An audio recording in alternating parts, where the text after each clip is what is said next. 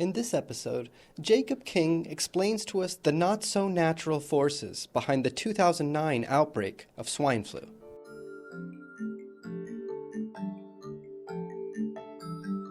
The date is April 21st, 2009. In an afternoon press briefing from the Center for Disease Control and Prevention, the CDC, a doctor confirms the first 2 cases of swine flu in the United States of America. Swine flu, an illness that had never been seen before in humans, was here and here to stay. The nature of how illnesses work was about to become increasingly complex. This is a cautionary tale of how the environment we are creating is leading to our own demise. The narrative of swine flu actually originates months before these 2 cases in the US first emerged. The 2009 swine flu outbreak was first diagnosed in the small town of Perote, Mexico. This town is located near an American-owned pork farm. The Smithfield Food Company, under the subsidiary corporation of Agroindustriales de Mexico, owns a farm known as Carroll Ranches. But even the presence of this factory raises some questions, such as why an American company was doing business in Mexico. To get to this answer, we need to take a further step back in time to the decades leading up to 2009. Specifically, we need to look at the 1990s. During the years after the creation of NAFTA, many companies relocated their major operations due to the deregulation of trade between Canada, Mexico, and the United States. NAFTA itself stands for the North American Free Trade Agreement and was enacted in 1994. In a book titled Big Farms, Big Flu, Dr. Robert Wallace dives into the history behind this economic profit.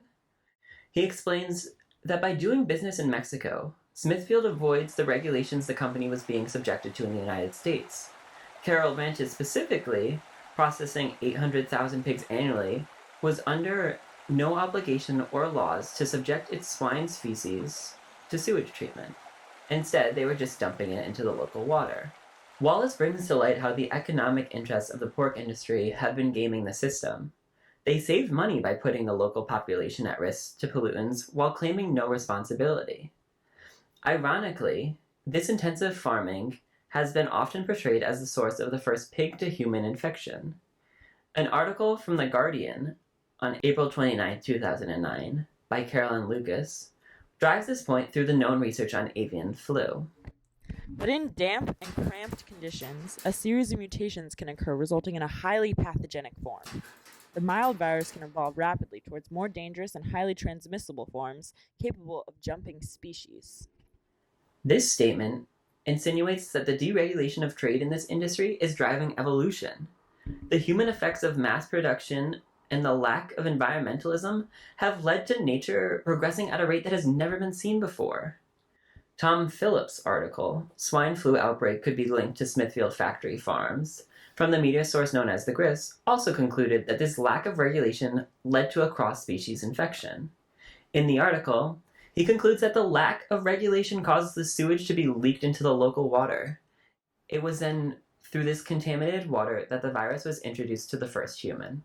Once the first human had been infected, the disease was able to pass from human to human at an incredible pace.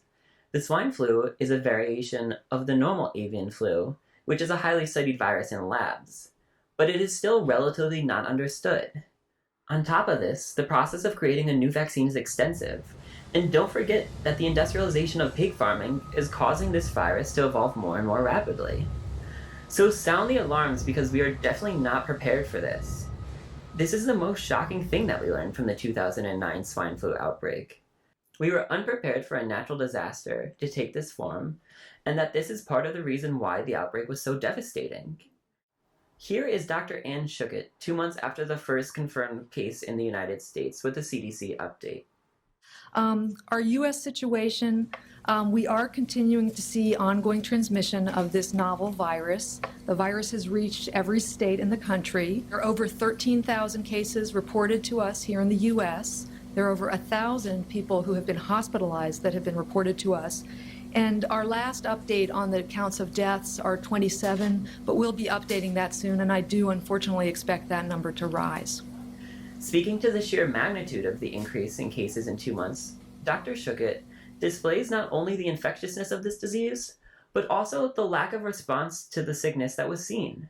She even goes as far as addressing countries that haven't even seen it yet. But the problem with this is that this is completely reactive.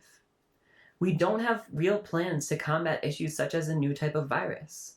The lack of preparedness then caused a mass panic. I even remember being 14 years old, standing in line for 3 hours at the local drugstore to get a vaccine that was known to be not effective. This lack of preparedness then meant that our security was being threatened. The Obama administration took this need to respond to the extreme. Here is MSNBC correspondent Mike Ficara reading part of the proclamation that President Obama signed to expedite this response. The president says, as a nation, we've prepared at all levels of government. Then he goes on, nevertheless, the 2009 H1N1 pandemic continues to evolve. The rates of illness continue to rise rapidly within many communities across the nation, and the potential exists for the pandemic to overburden healthcare resources in some localities. In this proclamation, President Obama even allows companies to overcome the regulations that are put out by the Food and Drug Administration to make safe drugs for the citizens so that the void for a good vaccine could be filled. Swine flu had become a national security threat to the health of the United States citizen.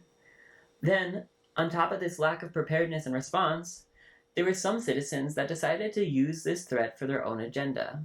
For example, Jay Severin, a radio host, says, "So now in addition to venereal disease and other leading exports of Mexico, women with mustaches and venereal disease, now we have swine flu." The lack of the response preparedness leads to natural disasters to be exacerbated to the extent that gives space for things like xenophobia and racism. So what's the point, you ask? The point is to drive the government and other organizations to become more proactive. Here is Lori Garrett giving a TED Talk on the lessons that can be learned from the 1918 flu, which still rings true for swine flu. I think it's about having to be prepared as communities, not as individuals. Being prepared as nation, being prepared as state, being prepared as town. And right now, most of the preparedness is deeply flawed, and I hope I've convinced you of that, which means that on the individual level, the real job is to go out and say to your local leaders and your national leaders, why haven't you solved these problems? Why are you still thinking that the lessons of Katrina do not apply to flu? And put the pressure where the pressure needs to be put. This is a call to action. As these viruses and diseases mutate because of human effects, we need to force the powerful actors in our lives to become more proactive instead of reactive. We need to become ready and have more proper structures in place for these events so that they don't become a security threat. This is JKing signing off from Colgate University.